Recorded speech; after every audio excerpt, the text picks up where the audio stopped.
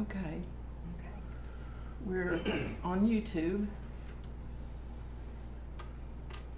Welcome everyone to the Unitarian Universalist Church of Tullahoma, and thank you for joining us today, January 9, 2022, in person or on Zoom or YouTube. Karen, could you light the chalice? We light this chalice to find inner peace, love for each other, and faith in ourselves. Also to be welcoming to whomever we meet, and kind to all living creatures. So gather around this light of hope as we share this time together. Do we have any announcements in the church? Wait, Jancy. Did everybody knew that Stevia moved? I don't know. Okay, I didn't know if it was in the newsletter or not. I just wanted to let people know that she's gone back up north-ish. She was here last week to say goodbye. Oh, okay, Yeah. good. I guess she wasn't here last week. But not everybody was here, so. Any announcements on Zoom? Jim? Yeah, I have several. First of all, request, Carrie, could you just tell us who's physically there at church? We see Yes. folks sitting around with masks on. Yes, It's hard I to tell who's understand. there. This, Karen is here. Katie is, of course. God, we couldn't even be here without her. Karen Price is here. Tony Mercado, John Lynch, Brian Robinson, Jason Pitts, Nisa McLaren. Bye. say that again, Nisa McLaren. Misa, Nisa. Nisa McLaren, Meg Garrett, Bob But Webster, Jancy Traversa. Traversa, and Ricky, our speaker today, and me, Carrie Hawk. Okay, Thank you for thanks. asking. I forget to do that. Yep. All right, so yeah, I have several announcements. They all kind of relate to COVID one way or another. So first of all, our COVID numbers here in the area. And thanks to Chuck for keeping up with that. That's very helpful. The numbers in the last week have almost doubled. I think we were at last Wednesday 47, and then this Tuesday it was up to 95 in our 7-county area. And it's getting harder to keep track of the numbers because the state, their health department's only posting them once a week on Tuesday. So it was 95 on Tuesday. Today, we don't know what it is. It's probably, guessing 150, the way it's going up. So it's really hard to keep a real close track on that. Secondly, well, I guess in nationwide, yes, last night Chuck sent out a summary, and cases nationwide are really just skyrocketing. It's higher now than it ever was in either of the two previous surges. So, yeah, it's not good. So if you get COVID and you attended church, please contact one of the board members and let them know so that we can let all the other folks know who are at church that they may have been exposed to COVID. And that way they can take appropriate measures to take care of themselves, their family, and not spread it more. And then two final announcements kind of focused on last Sunday. Last Sunday, the board met to discuss what this rising number in COVID cases would mean for us. Up until last Sunday, we were using infection rate data for our 7-county region to determine when we thought it was appropriate to be open. Well, a majority of the board members, not unanimous, it was a 4-2 vote, voted to no longer use infection rate data. We just kind of threw that out, and we're now just open. Doesn't matter what the COVID numbers are. So it's really up to you to determine what kind of risk you want to take going to church. And finally, we now have a vacancy on the board, the continuing trustee position. Chuck stepped in after Peter left, and Chuck has decided to no longer continue in that role. So we have an opening on the board for a continuing trustee. So if you're interested in that, please contact me. And Chuck, do you want to say any more about the COVID numbers? You're muted. No, I think you pretty much said everything. Okay, thank you. And thank you very much for all you're doing to keep track of that. So that's it for me. Okay, any other announcements on Zoom? Carrie? I have one. Yes, Karen, I'm sorry. That's okay.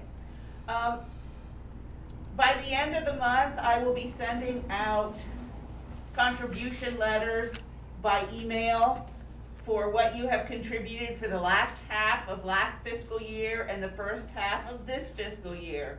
So don't be confused. If you have any questions, just email me back. And if you would like the letter to be mailed to you and so you can have a hard copy, I can do that as well. But for now, I'm just going to be mostly emailing it. That's it.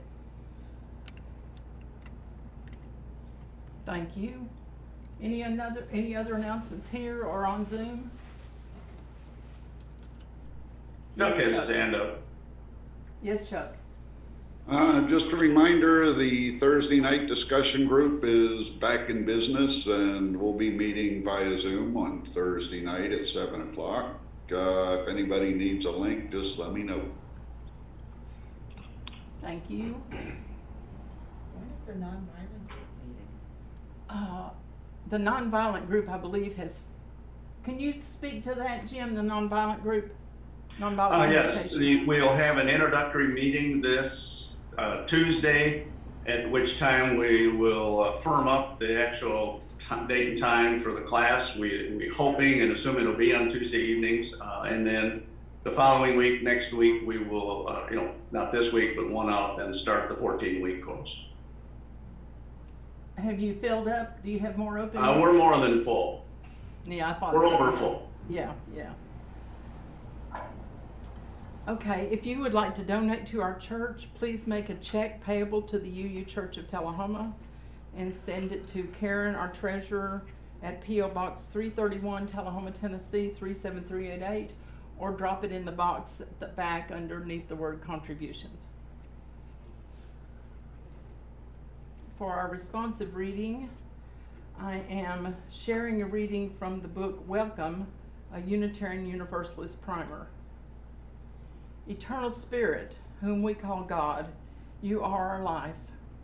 You are the best and the most beautiful in us and beyond us. Your spirit is in animals, birds, plants, and in people whom we do not know or whom seem very different to us. All of us share the gift of life. Help us to remember that life is good. Help us to know that we don't stop loving people or other living things when they are no longer close to us. Love lasts always. May we look for ways to love one another and to love all living things. Amen. And that's by Lucinda Stephen Duncan. This morning our speaker is Ricky Cruz, and this is his second in a series of world mythologies.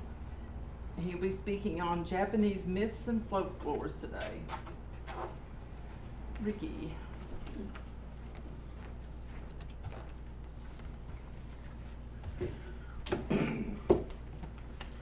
So I'm going to start with a joke. What do you get when you get a bunch of laughing cows? A laughing stock. There's your dad joke of the day. Oh, boo.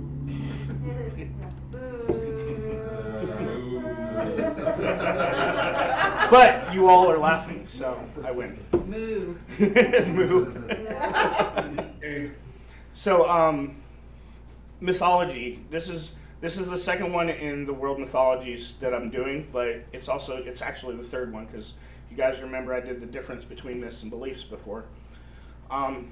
Mythology it's important for quite a few reasons. For one thing, it makes up a major part of anybody's heritage. It's a consistent reminder of who we are and where we come from. Every culture has their own legends, folk tales, and myths, whether it be the Celtic by the way of Scotland, Ireland, or Wales, for example, or Germanic by way of the Gothic tales. To understand mythology, one has to define what comprises a myth. And remember, one person's myth is another person's belief. It's the way that they are raised, the stories that they're told when they're young. One good definition comes from the American Heritage Dictionary, in which it is a fiction or a half-truth, especially one that forms part of an ideology. Another good dictionary defines myth as a story presented as historical, dealing with traditions specific to a culture or a group of people. These stories can be either cosmological, like battles between deities, or mundane, which can be an average, ordinary person doing superhuman things under certain circumstances. I forget the name of the myth now that St. George and the Dragon. Even American culture has its own mythology. One excellent example is Paul Bunyan in Babe the Blue Ox. And another good one is the stories of the Brer Rabbit from the Uncle Remus Tales by Joel Chandler Lewis. Those stories are rooted in African mythology. The Brer Rabbit is a trickster character, sort of like Loki, or in Native American beliefs, the coyote. Native Americans have also contributed to our history of storytelling here in America. Another reason mythology plays an important role is because it becomes a foundation for a lot of religions that are practiced. These particular myths are stories that tell us about battles between good and evil. Every religion has stories like that, both ancient and modern. The protagonist or hero has to go through struggles against the antagonist or the villain. During that journey, that hero learns important values and morals that are important and necessary to defeat the villain. One notices it a lot in the Christian Bible as well as in ancient classics like the Odyssey by Homer. Funny, my cat's name is Odysseus. St. George and the Dragon is an excellent example. St. George was a warrior who had to learn important virtues that were necessary to possess in order to defeat the dragon, which was at the time the Christian personification of evil, and Mary Una, who was the personification of the Catholic Church. This story was first told in The Faerie Queene by Sir Edmund Spenser through the character of Red Cross Knight. The most contemporary example of mythology is a modern-day comic book. How did Peter Parker become Spider-Man? For example, today's fantasy fiction is especially rich in mythology. Look at Rick Riordan's Percy Jackson character, or J.K. Rowling's Harry Potter. Their stories have a myth of their own. C.S. Lewis' Chronicles of Narnia are loaded with characters that are rooted in Greek and Roman mythology. Tolkien's Lord of the Rings and The Hobbit has become modern mythology. But the reason why mythology is still important is that it is pure storytelling. Everybody either likes to tell a good story or listen to someone tell a good story. As a longtime scholar of mythology, well, I wouldn't say scholar, just researcher. I'd love to do both. I love to tell the tales and I love to hear new ones. And that's so I can pass it on to somebody else, whether it may be my younger relatives or a community of fellow writers or other people who are just interested in the stories themselves. So the next time you visit a library, consider picking up a good piece of literature that tells you a good myth or two. It is a good form of escapism, something new, unique, and different from what you're used to. Better yet, if you're a parent, it will be something to share with your children. When they grow up, they will share it with their kids as well. Japanese mythology. It's a collection of traditional stories, folk tales, and beliefs that emerged in the Japanese archipelago. Shinto and Buddhist traditions are the cornerstones of Japanese mythology. The history of thousands of years of contact with China, Korea, and Okinawan myths are also key influences in Japanese mythology. Japanese myths are tied to the topography of the archipelago itself, as well as agriculturally based folk religion. And the Shinto pantheon holds countless kami, or Japanese for God, or spirits. This cosmology about these important deities and modern interpretations are culturally significant, and they influence these myths heavily. Two important sources for Japanese myths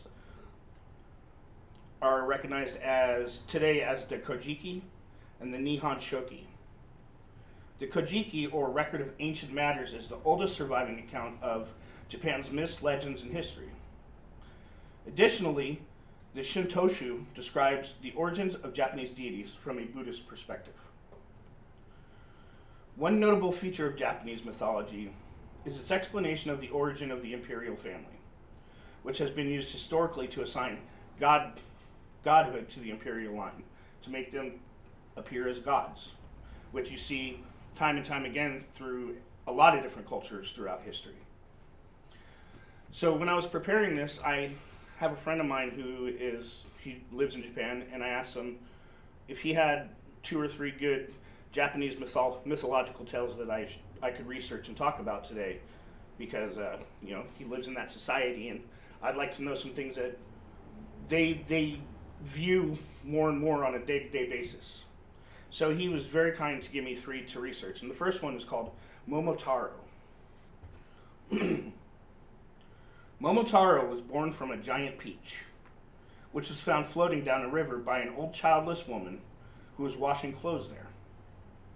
Sounding familiar to any other tales? The woman and her husband discovered the child when they tried to open the peach to eat it. The child explained that he had been bestowed by the gods to be their son.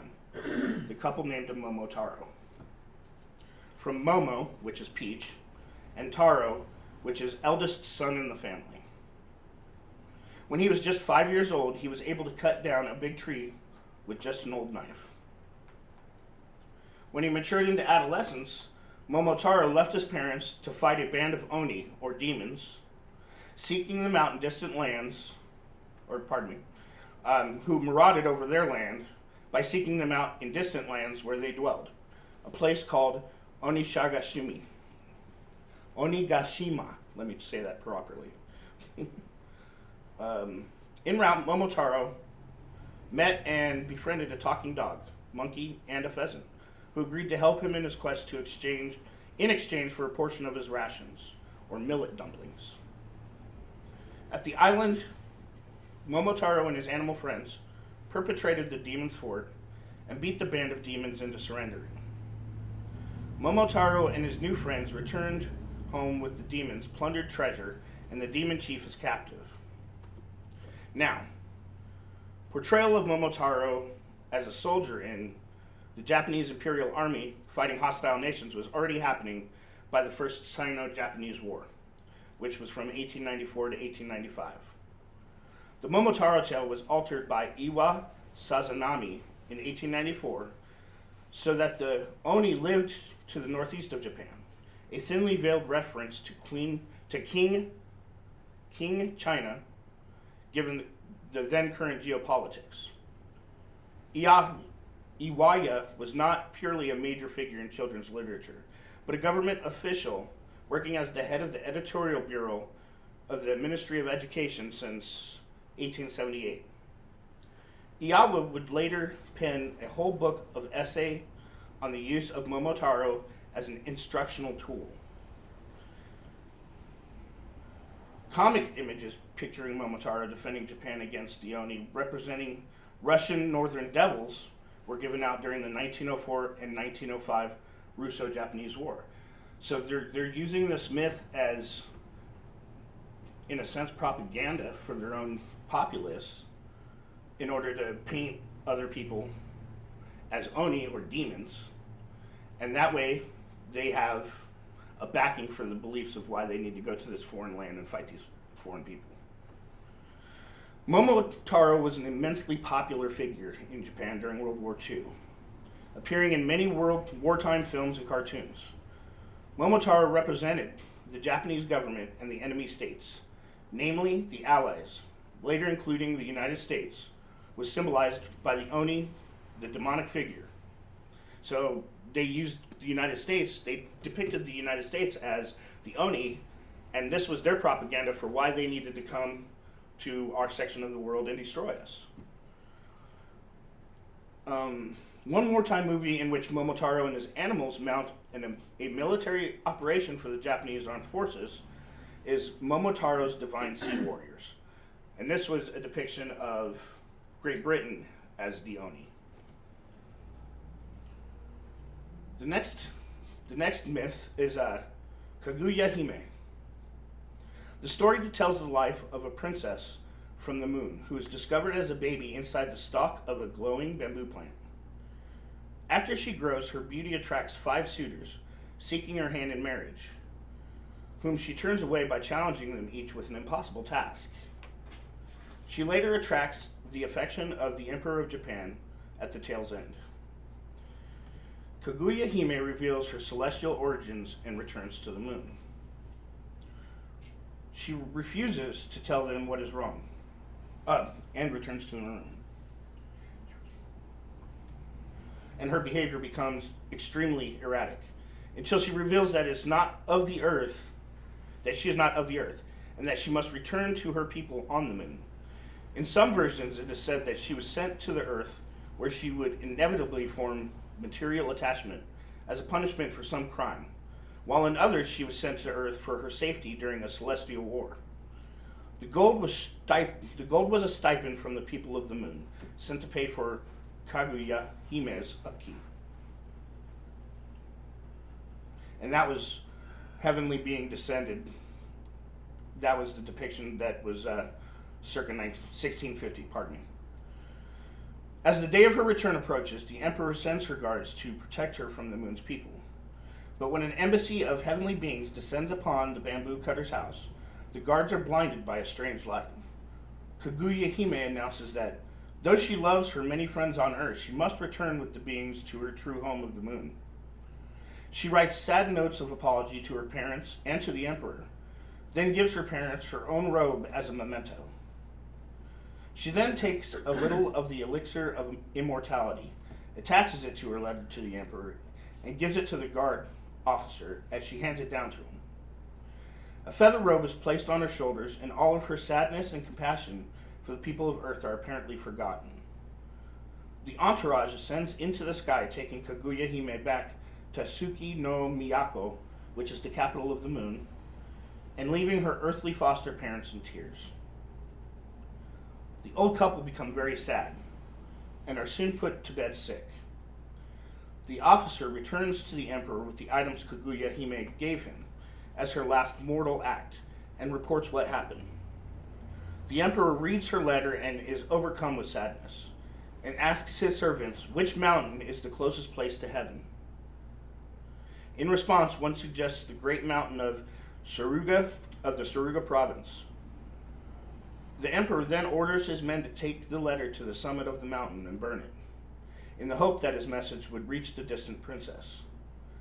They are also ordered to burn the elixir of immortality, as the emperor does not wish to live for eternity without being able to see her. Now, legend has it that the word for immortality, which is Fushi, became the name of Mount Fuji. It is also said that the kanji for the mountain, which translates literally to the mountain abounding with warriors, are derived from the emperor's army ascending the slopes to carry out his orders. It is said that the smoke from the burning still rises to this day. So this is how they're using a story to describe agricultural and environmental things going on. The smoking of a mountain, a volcano. So we can see from that story how they introduce that, how they explain that to their public through these stories that are handed down from one generation to the next. And this also alludes to, again, why when looking at sociology, we want to really take a step back and remove ourselves from ourselves to look at another person's point of view and perspective in order to get a better understanding of why they are the way they are, why they believe what they believe, and how it has channeled their life in the direction that it has. Now, this next one is the best known folklore tale in Japan. It's Suru no Onga Eshi. Pardon me. I don't speak Japanese. A man saves a crane that had been shot down by hunters. That night, a beautiful girl appears at the man's door and tells him that she is his wife. The man tells her that he is not wealthy enough to support them, but she tells him that she has a bag of rice that will fill their stomachs. Every day the rice never goes down in the sack, and it is always full. The next day she tells the man that she is going in a room to make something and that he is not to come in until she is finished. My ex-wife used to tell me that all the time. 7 days have passed by and she finally comes out with a beautiful piece of clothing, but she is very skinny. She tells the man to go to the markets the next morning and to sell this for a very large price. He comes back home and tells her that he sold it for a very good price. After that, they are now wealthy. The wife then goes back into the room telling him once again not to come in until she is finished. Well, you know, men, we're curious by nature, so curiosity takes over and he peeks in, realizing that this woman is the crane whom he saved. When the crane sees that the man has found out her true identity, she says that she cannot stay there anymore and flies away to never come back. And if you can kind of guess what the moral of the story is, it's curiosity killed the cat. And this is a way for them to pass down to their children that morality.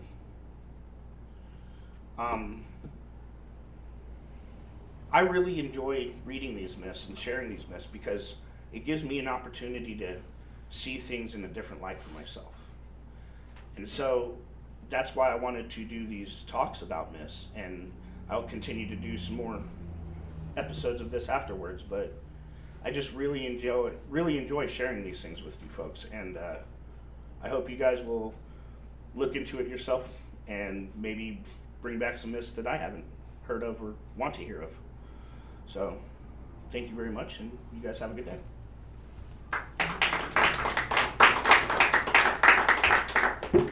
By the way, that was me going slow. I'm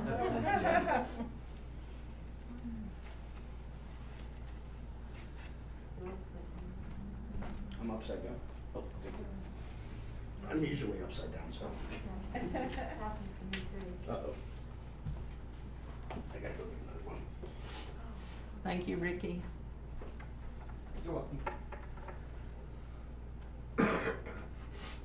For our closing, I'm going to read the hymn that we used to always sing at the end of the service, thanks to Jancy. As we leave this friendly place, love give light to every face. May the kindness which we learn light our hearts till we return. And so it is. We'll take about a 15-minute break and be back at 5 minutes till 11. Okay? Okay. That was Norma and Richard that came